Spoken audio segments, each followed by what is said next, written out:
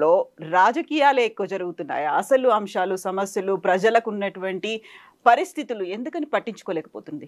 అంటే ఒక నిర్లిప్తత కనబడ్డదమ్మా. మొత్తం చీఫ్ సెక్రటరీ దగ్గర నుంచి హ్మ్. ఒక ఎంఆర్ఓ వరకు గూడా మాకేంది అన్న ఒక నిర్లిప్తత కనబడతా ఉన్నది. పైనుంచి ఇన్‌స్ట్రక్షన్స్ రాందే ఎవ్వరు గూడా వాళ్ళు జేయాల్సిన పనులు చేయడం కనబడట్లేదు ఎక్కడ గూడా. హ్మ్. ఒక రాజకీయాల్లో ఒక అస్థిరత కనబడతా ఉన్నది. అనైక్యత కనబడతా ఉంది. వాళ్ళు మంచి మెజారిటీ వచ్చినా గూడా ఇంకా టీఆర్ఎస్ నుంచి ఓ 10 మంది ఎమ్మెల్యేలు జాయిన్ అయిన తర్వాత గూడా ఒక అభద్రతా భావం కనబడతా ఉన్నది. ఎవరి జాగ్రత్త కోసం వాళ్ళు ఆలోచిస్తున్నారు తప్ప ప్రజల గురించి పట్టించుకోవట్లేదు. అడ్మినిస్ట్రేషన్ గురించి పూర్తిగా గాలికి వదిలేశారు. ఓ కంట్రోల్ అనేది లేకుండా పోయింది అడ్మినిస్ట్రేషన్ మీద. సో, ఎవరి ఇబ్బందులు వాళ్ళకు ఉండొచ్చు. బట్ అడ్మినిస్ట్రేషన్ మాత్రం పర్ఫెక్ట్ ఉండాల్సిన అవసరం ఉంది. హ్మ్. బట్ రేవంత్ రెడ్డికి అనుభవరాహిత్యం కావచ్చు, లేదా కొత్తగా ముఖ్యమంత్రి అయ్యారు కాబట్టి ఇంకా సెట్ కాకపోవచ్చు. లేదా ఆయనకు కొన్ని పర్టిక్యులర్ అంశాల మీదనే ఇంట్రెస్ట్ ఉండొచ్చు వేరు కారణాల వల్ల. బట్ ఒక సమగ్రంగా ఆలోచించే మనస్తత్వం కనబడట్లేదు ఆయన లోపల. ఇప్పుడు ఒకటే చిన్న ఎగ్జాంపుల్ చెప్తాను. లాస్ట్ టైం కూడా వరదలొచ్చాయి ఖమ్మంలో. టీఆర్ఎస్ గవర్నమెంట్ ఉన్న టైం లాస్ట్ ఇయర్. వచ్చినప్పుడు వరంగల్‌లో రాత్రి కూడా వచ్చాయి. వరంగల్‌లో కూడా వచ్చాయి. అలర్ట్ చేశారు. పబ్లిక్‌ని అలర్ట్ చేశారు. మైకులు పెట్టి ఎవాక్యుయేట్ చేశారు. రిహాబిలిటేషన్ ఏర్పాట్లు చేశారు. తరలించారు. అప్పుడు అంత ప్రమాదం రాకపోయినా కూడా ఇంత వరదలో ఇంత స్థాయి వరద రాకపోయినా కూడా ముందే అలర్ట్ అయ్యి షిఫ్ట్ చేశారు. అంతకంటే ఎక్కువ ప్రమాద పరిస్థితి వచ్చినా కూడా అర్ధరాత్రి ఇళ్లలో నీళ్ళు వచ్చేదాకా తెలియని పరిస్థితి ఎందుకు వచ్చింది? మున్నేరు వాగు అక్కడేం పుట్టదు కదా, ఎక్కడి నుంచో వస్తుంది. ఇప్పుడు ఆకేరు వాగు వచ్చిన తర్వాత మున్నేరులో కలుస్తుంది. ఈ ఆకేరు వరంగల్ నల్గొండ బౌండరీస్లో పుడుతుంది. ఇది ఆడ ఆలేరు వాగు కానీ ఆకేరు వాగు కానీ ధర్మసారం చెరువు నుంచి ఆడ రిడ్జ్ ఉంటుంది కృష్ణాకు గోదావరికి. ఆ రిడ్జ్ దగ్గర నుంచి స్టార్ట్ అవుతుంది అది. ఇప్పుడు మనం ఆ రిడ్జ్ అంటే ఎక్కడ వస్తుంది కనీసం మనకంటే ఆలేరు నుంచి మొదలుపెట్టి భువనగిరి నుంచి అనుకోండి, కొంచెం భువనగిరి నుంచి మొదలుపెట్టి గణపురం దాకా, రఘునాథపల్లి గణపురం దాకా ఈ లెఫ్ట్ సైడ్ రిడ్జ్ ఉంటుంది. ఆ రిడ్జ్ నుంచి చిన్నగా ఒక్కొక్క వర్షపు చినుకాడ పడి వాగుళ్ళల్లో పడి చిన్న చిన్న వాగుల నుంచి పెద్ద వాగుల్లో పడి ఈ ఆలేరు వాగు ఆకేరు వాగు ఈ బొమ్మల రామారం వాగు మూసీలోకి వెళ్ళిపోతాయి. మూసీకి కింద వచ్చిన ఏంటంటే ఈ ఆకేరు వాగులో మనకు దేవరూపుల, కడివెండి, తుంగతుర్తి ఈ ప్రాంతంలో పడ్డ వర్షం అంతా కూడా అది ఆకేరు వాగులో కలిసి మున్నేరులో కలుస్తుంది. కలిసి అప్పుడు ఖమ్మంలో ఆ ప్రమాదానికి కారణమవుతుంది.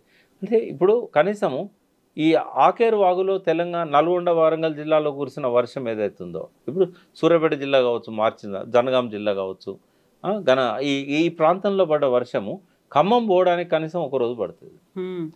మరి ఎందుకు అలర్ట్ కావట్లేదు? వాతావరణ శాఖ హెచ్చరికలు చేసినా కూడా కలెక్టర్స్ ఎందుకు ఆ డాటా తీసుకోవట్లేదు? ఎక్కడ ఎంత వర్షం పడ్డది, దీని ఎఫెక్ట్ ఎక్కడ ఉంటుంది, ఇవన్నీ ఆలోచించాలి కదా. ఆ వ్యవస్థ మొత్తం కుప్పకూలిపోయింది. లేకుంటే ఖమ్మంలో ఈ ప్రమాదాలు ఎంతమంది ఎందుకు చనిపోతారు? అసలు ఆస్తులు అంటే ధ్వంసం కావచ్చు, కానీ మనుషులు ఎట్లా చచ్చిపోతారు? అంటే అలర్ట్ చేయడంలో ప్రభుత్వ వైఫల్యం ఉంది. అయితే ఇది ఒప్పుకోక ఇష్టం వచ్చినట్టుగా వ్యవహరిస్తున్నారు. అసహనానికి గురవుతున్నారు. ఏదనంటే తట్టుకోలేని పరిస్థితి ఉన్నది. First time Harish Rao office మీద దాడి చేశారు. ఎందుకంటే ఆయన అగ్రెసివ్గా మీడియాలో కనబడుతున్నాడు. ఇవాళ ఏదైనా ఇన్సిడెంట్ జరిగిందంటే అక్కడికి వెళ్ళిపోతున్నాడు. ఆయనను ఎట్లా ఆపాలి? దానికోసం ఆయన ఆఫీస్ మీద దాడి, ఆయన కారు మీద దాడి చేయాల్సిన అవసరం ఏంది? ఖమ్మంలో బాధితులకు సహాయం చేయడానికి పోయారు, కిట్స్ పంపిణీ చేయడానికి పోయారు. జగదీష్ రెడ్డి గారు ఉన్నారు, ఆయన ఉన్నాడు, సబితా ఇంద్రారెడ్డి ఉంది. ఇటువంటి వాళ్ళందరి మీద దాడి చేయాల్సిన అవసరం ఏంది? కాంగ్రెస్ డైరెక్ట్ వాళ్ళ కార్ల అద్దాలు వాళ్ళకు కొట్టారు. అంటే చాలా అసహనానికి గురవుతున్నారు. ఇదే వార్త పబ్లిష్ చేసినందుకు ఆయన సోషల్ మీడియాలో ఆయనకు సంబంధం లేకపోయినా కూడా ఆయనను బాధ్యుణ్ణి చేస్తూ కొనతం దిలీప్ను అరెస్ట్ చేశారు. ఎంత దారుణం అంటే ఆయనను నిన్న ప్రవీణ్ కుమార్ గారు అడిగి పోయి, మాజీ ఐపీఎస్, పక్కనే జగదీష్ రెడ్డి ఉన్నాడు, అసలు ఏ కారణంతోనే అరెస్ట్ చేశారు? అంటే ఏదో జయనాథ్ అక్కడ ఏదో మహిళను అది చూపెడుతున్నారు.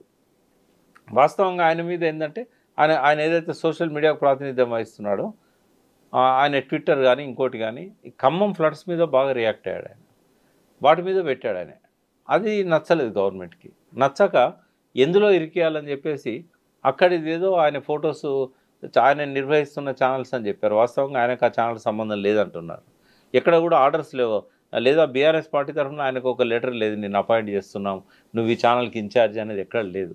ఆ పేరు చెప్పుకొని తీసుకొచ్చి నా కేసు బిల్డ్ చేసి పంపితే రాత్రి ఆయనను జడ్జెస్ ముందు ప్రవేశపెట్టడానికని జడ్జెస్కి ఇన్ఫామ్ చేశారు. చేస్తే మీరు ఇంతకీ ఏ కేసు అది పంపేయండి అంటే వాళ్ళు పంపించి వాళ్ళు నవ్వుకొని ఏం కేసా ఇది తొక్కల కేసు, ఈ కేసులో నేను రిమాండ్ పంపాలన్నా ఈ కేసులో, తీసేసేయండి దాన్ని మార్చేసేయండి అని చెప్పేసి అది అంటే మార్చడానికి ఉండదు, ఎందుకంటే జడ్జి గారు నోటీస్ పోయిన తర్వాత మళ్ళీ ఎట్లా మారుస్తారు. కాబట్టి ఏం చేయలేని పరిస్థితుల్లో రాత్రి దిలీప్ను వదిలేశారు నేను విన్నది. అవును, ఎందుకంటే ఆ కేసును బిల్డ్ చేయడంలో ఎందుకు అరెస్ట్ చేస్తున్నారు అనేటువంటి కారణాలు, సహేతుకమైన కారణాలు లేవు, కేసు కూడా సరిగ్గా లేదు. అది ఆయన ఏదో తప్పు చేశాడు మత కల్లోలాలు అన్నాడు కదా, ఆ ఫోటోలు ఫ్లాష్ చేస్తే మత కల్లోల కిందికి వస్తుందా? అదొక వార్త కదా. వార్తను ఇప్పుడు సయ్యద్ హుస్సేన్ అనే అతను మంజుల అనే అమ్మాయి మీద అత్యాచారం చేశాడంటే మత కల్లోలు అవుతుంది. అది ఒక ఇన్సిడెంట్, అది outrages of modesty of the women అని ఆర్టికల్ 353 కింద ఉండేది, ఐపీసీ కింద. దాన్ని 354 కింద ఉండే దాన్ని మత కల్లోలు అంటాం మనం. ఒక జార్జ్ అనే అతను ఒక కమల అనే అమ్మాయి మీద అత్యాచారం చేస్తే అది క్రిస్టియన్ అండ్ హిందూ మత కల్లోలం అవుతుందా? కాదు కదా. కాబట్టి ఈ కేసులో ఏం లేదు, అవసరం లేదు తీసుకోవచ్చు రాత్రి అని చెప్పి వాళ్ళు 10:30కు రిజెక్ట్ చేశారు. ఒక జడ్జిని అడుగుతూ అదే అన్నాడు, రెండవ జడ్జిని అడుగుతూ కూడా అదే. ఇంకా లాభం లేదనుకొని ఏం చేయలేని పరిస్థితుల్లో ఆయన వదిలిపెట్టారు అర్ధరాత్రి. అంటే అవసరమా? నిజంగానే కేసులు పెట్టాల్సిన చాలా కేసులు పెండింగ్ ఉన్నాయి. నిజంగా అత్యాచారాలు చేసిన వాళ్ళ మీద కేసులు లేకుంటున్నాయి. ఇక్కడ కేసులు పెట్టే కాడ కూడా పోలీసులు ఎట్లా చేస్తున్నారంటే, హరీష్ రావు బండి మీద రాళ్ళు విసిరి అద్దాలు వల్ల కొడితే కేసు లేదు. వీళ్ళు ఇచ్చిన కంప్లైంట్ మీద ఐజాన్ టుడే ఇప్పటి వరకు కేసు ఖమ్మంలో వాళ్ళ మీద రిజిస్టర్ కాలే. కానీ వీళ్ళ మీద కేసు బుక్ అయింది. ఏంటంటే వీళ్ళ కాలనీలో పోయి కాంగ్రెస్ వాళ్ళని రెచ్చగొట్టి వాళ్ళ మీద దాడి చేయడానికి పోయిందని చెప్పి వీళ్ళ మీద కేసు బుక్ చేశారు. ఇంత నగ్నంగా ఎక్స్పోజ్ అవుతాడా రేవంత్ రెడ్డి? అవసరమా? ఇంత ఘోరంగా పోలీస్ వ్యవస్థను తమ చెప్పు చేతుల్లో తీసుకొని దుర్వినియోగం చేయాల్సినంత అవసరం ఉన్నదా? సో ఈయన కూడా ఒక ట్రాక్లో అందరిలాగానే పోతున్నాడు. మేము ఎక్స్పెక్ట్ చేసినాం ఒక యువకుడు మంచి ఉద్దేశాలతో ముఖ్యమంత్రి అయ్యాడు, ఎవరికి రాని ఒక అదృష్టం ఆయనకు వచ్చింది, సరిగ్గా పరిపాలిస్తాడని అనుకున్నాం. కానీ చాలా అధ్వాన్నంగా ఉన్నది ఈయన పరిపాలన. కనీసం ఇప్పటికైనా రియలైజ్ అయితే మంచిది. ముందు తనని తను సర్దుకోలేని పరిస్థితుల్లో ఈ అసహనానికి గురై ఇటువంటి తప్పులన్నీ చేస్తున్నాడని అనిపిస్తున్నది. ఒక మంచి థింక్ ట్యాంక్ని వెనకాల పెట్టుకున్నట్టయితే ఈ పొరపాటు జరగవు. ఆయన ఆ పని చేయట్లేదు. ఆయన మాట్లాడే మాటల్లో కూడా ఇప్పటికీ ఏ రకమైన మార్పు రాలేదు. ఇప్పుడు మావో అనే నాయకుడు గొప్ప నాయకుడు ప్రపంచంలో. మావో చైనాలో రెవల్యూషన్ తీసుకొచ్చాడు. దానికి ఒక 18 సంవత్సరాలు తిరుగులేని నాయకుడు ఉన్నాడు. ఆయనకి ఇంగ్లీష్ రాదు. ఆయన ఏ విదేశాన్ని పోలే, ఒక్కసారి జీవితకాలంలో రష్యాకు పోయి వచ్చాడు. కానీ ఇవాళకి ప్రపంచం అంతా ఆయనను గొప్ప నాయకులలో ఒక్కనిగా గుర్తిస్తుంది. ఇంగ్లీష్ రానంత మాత్రాన ఇంగ్లీష్లో మాట్లాడే ప్రయత్నం ఎందుకు చేయాలి? అపఖ్యాతి ఎందుకు తెచ్చుకోవాలి? ఇంటెన్షన్స్ మంచిగా ఉన్నప్పుడు నీ మాతృభాషలో నువ్వు ఎక్స్ప్రెస్ చేయి. నేను మీ ద్వారా కూడా రేవంత్ రెడ్డి గారు చెప్తున్నా, తెచ్చిపెట్టుకున్న అరువు భాష మనకు అవసరం లేదు. అమ్మ భాషలో మాట్లాడు. అమ్మ భాషలో మాట్లాడితే హృదయం అనేది 10 మందికి నీ లోపల ఉన్న తపనను క్యారీ చేస్తుంది. ఈ తెచ్చిపెట్టుకున్న ఇంగ్లీష్ పదాలు నీకెందుకు? ఒకళ్ళు ఇంగ్లీష్లో మాట్లాడాల్సి వస్తే పక్కన శ్రీధర్బాబు ఉన్నాడు కదా, ఆయనతో మాట్లాడి స్వచ్ఛమైన తెలుగులో మాట్లాడు. కావాలంటే అందరి చెవులకు ఇంగ్లీష్ ట్రాన్స్లేషన్ ఇవి పెట్టు. కానీ పొరపాటున కూడా నీకు స్పష్టంగా ఇతరులతో కంపేర్ చేస్తే వాళ్ళలాగా మాట్లాడే అవకాశం లేనప్పుడు ఈ సడన్గా ఏం చేస్తున్నారు? ఈయన వీడియోను కేటీఆర్ వీడియో పెడుతున్నారు. కేటీఆర్ అద్భుతమైన ఇంగ్లీష్ మాట్లాడతాడు. బట్ అవసరమా? ఇటువంటి ఎందుకు? చక్కటి తెలుగులో మాట్లాడు, తెలంగాణ భాషలో మాట్లాడు, గౌరవిస్తారు ప్రజలు. ఇంగ్లీష్ అవసరం ఉన్నట్టు ట్రాన్స్లేట్ చేసుకుంటాడు, లేకపోతే శ్రీధర్బాబు కవర్ చేసుకుంటాడు ఇంగ్లీష్లో. ఇదొకటి. రెండవది ఏంటంటే ఎలక్షన్లు అప్పుడే రాజకీయం చేయి, మిగతా మళ్ళీ ఎలక్షన్ల దాకా రాజకీయం అవసరం లేదు. కక్ష తీర్చుకునే పద్ధతి అస్సలే వద్దు. అది అవసరమా? తెలంగాణ కల్చర్లో కక్ష తీర్చుకునేది ఉండదు. ఏ రాజకీయ నాయకుడు కూడా గతంలో ఫ్యాక్షనిస్ట్ కాలే తెలంగాణలో. ఈ చిన్న చిన్న పోలీస్ కేసులు పెట్టించి ఎందుకు బదనాం కావాలి? ఒకవేళ రాళ్ళు రువిన వాళ్ళ మీద కేసు పెడితే అది నీకు ఆపాదించారు ఎవరు? వాళ్ళు తప్పు చేశారు, వాళ్ళు శిక్షారులే. కాంగ్రెస్ వాళ్ళైనా కూడా రేవంత్ రెడ్డి క్షమించలేదంటే నీ ఎంతో పెరుగుతుంది నీ విలువ. కాబట్టి ఇటువంటివి వద్దు. తర్వాత ఎమర్జెన్సీ అంశాల మీద రాజకీయాలు చేయకుండా, రాజకీయాలను పట్టించుకోకుండా, అవతల వాళ్ళు ఎట్లా ప్రతిపక్షం నిన్ను రాజకీయ బరిలోకి లాగాలని ప్రయత్నం చేస్తుంది. వాటికి చికాకు పడకుండా నీ పద్ధతిలో నువ్వు ప్రతిపక్షాల సహాయం తీసుకొని వాళ్ళ ప్రజల కోసం కలిసి పనిచేయాలి. ఎక్కడైనా తగాదు ఉండొచ్చు మీ మధ్య, ప్రజలకు సహాయ కార్యక్రమాలు చేసే కాడ కలిసి చేయాలి, ప్రతిపక్షం సహాయం తీసుకోవాలి. ఇప్పుడు శివకేరా అని ఒక గొప్ప మానసిక వికాసవేత్త ఉన్నాడు, గొప్ప రచయిత. యూ కెన్ విన్ అని ఒక బుక్, లార్జెస్ట్ సర్క్యులేటెడ్ బుక్ అది మొత్తం అమెజాన్లో కానీ బయట కానీ. అందులో ఆయన ఒక కొటేషన్ చాలా ఫేమస్ ఉంది, విజేతలు భిన్నమైన పనులు చేయరు, భిన్నంగా చేస్తారు. నువ్వు నిజంగానే విజేతగా ఉండదలుచుకుంటే, ఇంకో 10 ఏళ్ళు ముఖ్యమంత్రిగా ఉండదలుచుకుంటే, ఇతర రాజకీయ నాయకుల్లాగా ఆ కుర్చీద బుద్ధి అనేది వద్దు, ఒక డిఫరెంట్గా చేయి. నువ్వు ఇంతకుముందు ఉన్న వాళ్ళు ఎవరు ప్రతిపక్షాల సహాయం తీసుకొని చేయని పనులన్నీ కూడా నువ్వు ప్రతిపక్షాల సహాయంతో చేయి. నువ్వు అవునన్నా కాదన్నా నీ పనుల వల్ల కేసీఆర్కు కొండంత బలాన్ని ఇస్తున్నావు, 1000 ఏనుగుల బలంతో మళ్ళీ తిరిగి రావడానికి రాచబాట వేస్తున్నావు. అది అర్థం కావడం లేదా? కాబట్టి రేవంత్ రెడ్డి తనను తను ముందు సరి చేసుకోవాలి, తన పరిస్థితిని స్ట్రెంథన్ చేసుకోవాలి, మంత్రులను కలుపుకొని ప్రతి దాని మీద ఒక కలెక్టివ్ డిసిషన్ తీసుకోవాలి, ఎవరి బాధ్యతలు వాళ్ళకి అప్పచెప్పాలి. కేసీఆర్ గారు అంతా తను ఒక్కడే చూసేవాడు, బట్ వ్యవస్థ అనే కంట్రోల్ ఉండేది. ఇప్పుడు ఏ మంత్రికి ఆ మంత్రికి ఫ్రీడమ్ ఇచ్చినా బాగుంది, కానీ వ్యవస్థ కంట్రోల్లో లేకుండా పోయింది. ఈ లోపానికి కారణం ఏంటి తెలుసుకోవాలి. నీకు తెలియని విషయాలను అర్థం చేసుకోవడానికి ఒక థింక్ ట్యాంక్ పెట్టుకోవాలి. కొన్ని తెలియకుండా జరిగే పనులు తెలియకుండానే చేయి, తెలిసే జరిగే పనులు తెలిసి చేయి, నోరు బారేసుకోవద్దు. ఇవన్నీ ఆయన కనుక చేసినట్టయితే ప్రజలు బాగుంటారు, తెలంగాణ బాగుంటుంది, ఇంకొక స్థిరమైన ప్రభుత్వం. హైదరాబాద్లో ఒక పెద్ద నష్టం ఏం జరిగిందమ్మా, అసలే రెవెన్యూ లేదు మనకు. ఈ హైడ్రా వల్ల ఇవాళ ఎవరైనా కొందామంటే కొనలేని పరిస్థితి ఏర్పడ్డది. రిజిస్ట్రేషన్లు ఆగిపోయినాయి. లాస్ట్ 2 monthsలో రిజిస్ట్రేషన్ దాదాపు 40% పడిపోయింది రెవెన్యూ. మీరు ఎంక్వైరీ చేయించండి. ఈ నెలలో అయితే 60-70% పడిపోతుంది. ఎందుకంటే అడ్డగోలుగా నోటీసులు ఇస్తున్నారు అపార్ట్మెంట్స్లలో ఉన్న వాళ్ళకు. ఇటు తర్వాత ప్రచారం ఎక్కువవుతున్నది. ఈ ప్రచారం వల్ల కొనేటోళ్ళు కూడా ముందుకు వస్తలేరు. ఇప్పుడు ఫారిన్ ఇన్వెస్ట్మెంట్స్ ఎట్లా వస్తాయి?